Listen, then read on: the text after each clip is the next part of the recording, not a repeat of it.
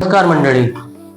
तुम्ही बँकांकडनं समजा कर्ज घेतलंय आणि तुमची मालमत्ता बँकेने ताब्यात घेतली, तर ती तुम्ही कशी वाचवाल यासाठी आजचा व्हिडिओ हा अत्यंत महत्त्वाचा आहे. हे जर तुम्हाला समजून घ्यायचं असेल तर मी तुमचा मित्र ॲडव्होकेट मनीष रणशूर, जे तुमचा लिगल आणि बिझनेस कोच, आजचं तुमच्या यूट्यूब चॅनलच्या प्लॅन इंडिया लिगलमध्ये हार्दिक सहर्ष स्वागत करतो. मित्रांनो, आजचा जो आपला व्हिडिओ आहे तो अत्यंत महत्त्वाचा आहे, कारण आपण याच्यामध्ये आज भाग दुसऱ्यामध्ये आपण बघणार आहोत की याच्यामध्ये सरफेसी कायद्यामध्ये काय मुख्य तरतुदी केलेल्या आहे त्याच्यावर आपण आज चर्चा करणार आहोत. याच्यामध्ये सगळ्यात महत्त्वाचं काय मित्रांनो, ह्या सरफेसी ऍक्टचा जो कलम 13 आहे तो अत्यंत महत्त्वाचा आहे. ह्या कलम 13 मध्ये मित्रांनो त्यांनी एन्फोर्समेंट अँड सिक्युरिटी इंटरेस्ट एक पालन केलेलं आहे किंवा तो याच्यामध्ये लिहिलेला आहे. आता एन्फोर्समेंट म्हणजे काय आणि सिक्युरिटी इंटरेस्ट म्हणजे काय हे तुम्हाला मी थोडक्यात सांगतो. याच्यामध्ये काय की तुमच्या सुरक्षा आणि तुमच्या हितांची अंमलबजावणी, ही सुरक्षा तुमच्या हिताची नाही, बँकेच्या हिताची आणि बँकेच्या हिताची अंमलबजावणी करण्यासाठी हा अत्यंत महत्वाचा असा कलम 13 या सरफेसी ऍक्ट मध्ये करण्यात आहे. याच्यामध्ये मित्रांनो काय कलम 13 मध्ये की बँक आणि वित्तीय संस्थांना कर्जदाराकडून कर्ज वसुली न झाल्यास मालमत्ता जप्त करण्याचा अधिकार त्यांना मिळतो. तर दुसरा असा मित्रांनो की सुरक्षित कर्जदारांची व्याख्या याच्यामध्ये दिलेली आहे. आता सुरक्षित कर्ज म्हणजे काय, आपण ज्याला सेक्युअर लोन म्हणतो ते म्हणजे काय, बँका काय करतात, तुम्ही जी काय मालमत्ता विकत घेता, घर असेल, त्याच्यामध्ये घर असेल, तुमचं शॉप असेल किंवा कुठलीही मालमत्ता जी सेक्युअर पद्धतीने तुम्ही त्यांच्याकडनं विकत घेता, ती बँकांकडे तुम्ही गहाण ठेवता, तारण ठेवता आणि त्याच्यावर तुम्हाला बँक लोन देते. तर ही जी तुमची मालमत्ता आहे ही सेक्युअर्ड मालमत्ता वर बँक तुम्हाला कर्ज देते.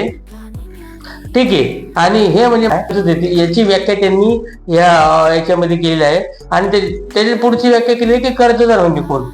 कर्जदार म्हणजे जो व्यक्ती किंवा संस्था आपली मालमत्ता बँकांकडे गहाण ठेवून कर्ज घेतो त्याला कर्जदार असं याच्यामध्ये म्हटलेलं आहे मित्रांनो.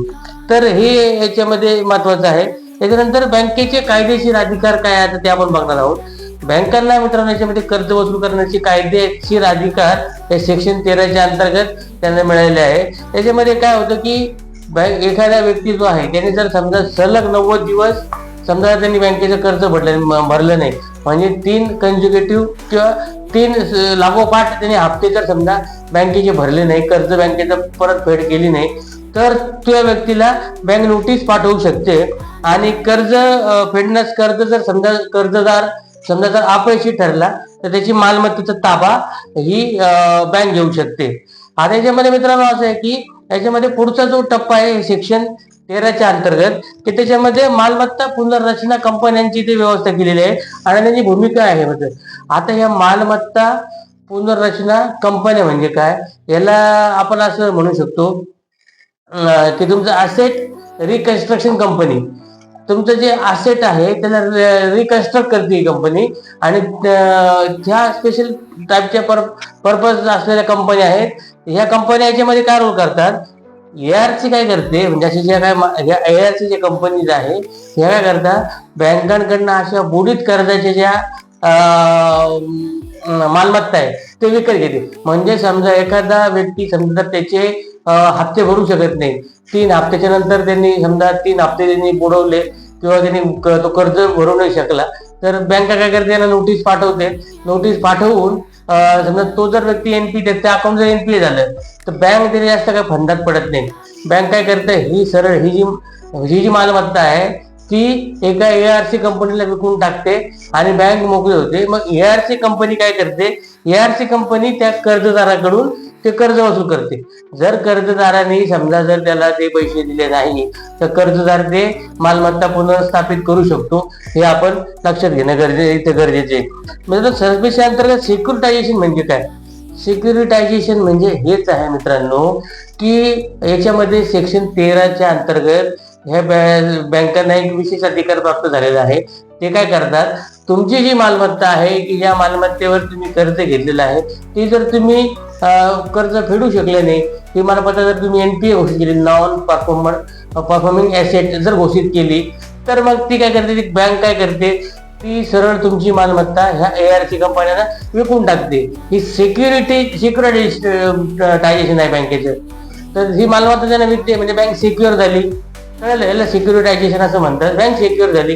ह्याच्यामध्ये काय होतं की बँकेला आपले पैसे परत मिळतात आणि त्याच्यामुळे बँकेला याच्यामध्ये काही तोटा होत नाही. आणि दुसरं असं आहे की ह्या ज्या कंपन्या आहे त्यामुळे बँकांची जी वसुली होती जलद गतीने होती.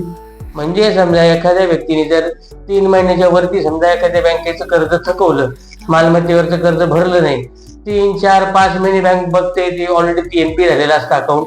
आणि ह्या प्रसंगात ती काय करते, ती ARC कंपनीला ह्या तुमचं अकाउंट विकून टाकते, तुमची ती मालमत्ता विकून टाकते आणि बँक आपलं जे पैसे आहे ते सिक्युअर करून घेते आणि त्याच्यामुळे बँकेला काय तोटा होत नाही याच्यामधून.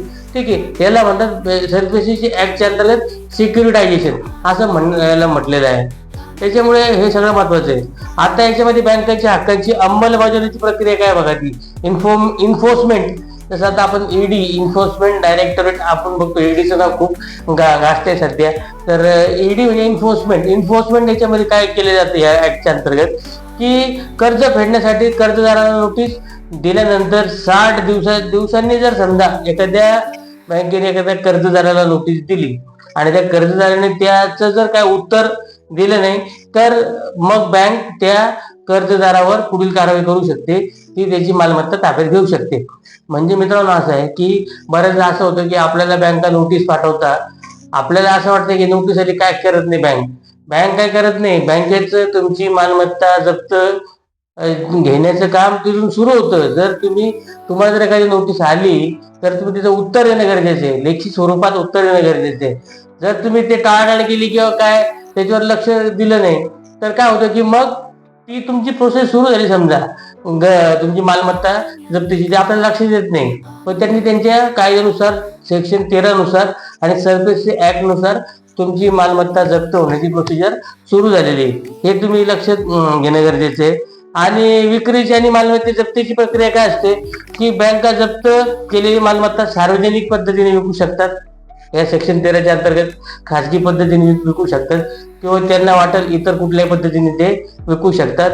फक्त एक त्याच्यामध्ये एक तरतूद अशी केलेली आहे की बँकांनी ही तुमची मालमत्ता विकण्यापूर्वी कर्जदाराला एक नोटीस पाठवणं गरजेचे आहे. मित्रांनो, सेक्शन 13 खूप महत्वाचं आहे. याच्यामधले काही पुढच्या तरतुदी आहे, त्या मुख्य तरतुदी आहे, त्या आपण म्हणजे बँकेच्या दृष्टीने काय फायद्याच्या गोष्टी आहे आणि आपल्या दृष्टीने काय तोट्याच्या गोष्टी आहे किंवा आपण काय याच्यावर तयारी ठेवली पाहिजे, हे मी तुम्हाला आपल्या पुढच्या व्हिडिओमध्ये सांगणार आहे. जर तुम्हाला आजचा व्हिडिओ आवडला असेल तर कृपया करून ह्या व्हिडिओला लाईक करा, शेअर करा आणि तुमचे जर काही प्रश्न असतील किंवा तुमची मालमत्ता जर कोणी ताब्यात घ्यायला आला असेल तर त्या प्रोसिजरमध्ये असेल तर खाली दिलेल्या नंबरवर तुम्ही संपर्क करा. आम्ही तुम्हाला तिथून बाहेर काढू. तोपर्यंत जय भारत, जय संविधान, जागे राहा. धन्यवाद.